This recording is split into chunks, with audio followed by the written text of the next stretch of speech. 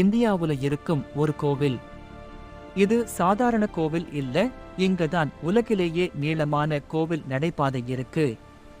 மேலும் இது 12 ஜோதிர்லிங்கங்களில் ஒன்றும் கூட.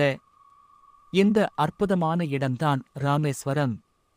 தமிழ்நாட்டின் தென்மேற்கு முனையில் இருக்கும் இந்த தீவு ஆன்மீகத்திலும் வரலாற்றிலும் மிக முக்கியமான இடம்.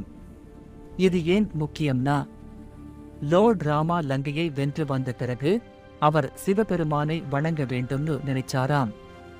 அதுக்காகவே இங்கு ஒரு லிங்கத்தை நிறுவி பூஜை பண்ணினார். அதுதான் இப்போ இருக்கும் ராமநாத சுவாமி கோவில். இந்த கோவிலோட பெரிய ஸ்பெஷல் என்னன்னா, உலகிலேயே நீளமான கோவில் நடைபாதை இங்கதான். சுமார் 1200 மீட்டர் நீளம்.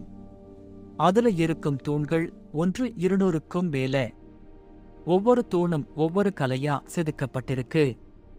இங்க இன்னொரு முக்கியமான விஷயம், 22 தீர்த்தங்கள் இருக்கு. ஒவ்வொரு தீர்த்தத்துக்கும் தனி சக்தி இருக்கு என்று நம்பப்படுகிறது. இந்த நீர்ல குளிச்சா பாவங்கள் நீங்கும் என்று மக்கள் நம்புறாங்க. இந்த கோவில் கட்டுமானம் இட்செல்ஃப் ஒரு அதிசயம்.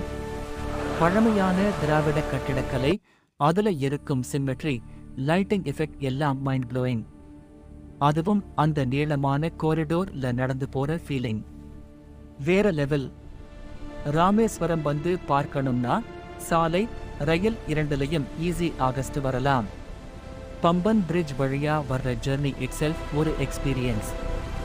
இந்த மாதிரி அற்புதமான இடங்கள் நம்ம தமிழ்நாட்டுல இருக்கு. நீங்க இன்னும் போயிருக்கலன்னா ஒரு தடவை கண்டிப்பா விசிட் பண்ணுங்க. வீடியோ பிடிச்சிருந்தா லைக் பண்ணுங்க. இன்னும் இப்படிப்பட்ட ஹிஸ்டரி வீடியோஸ்க்காக சப்ஸ்கிரைப் பண்ணுங்க.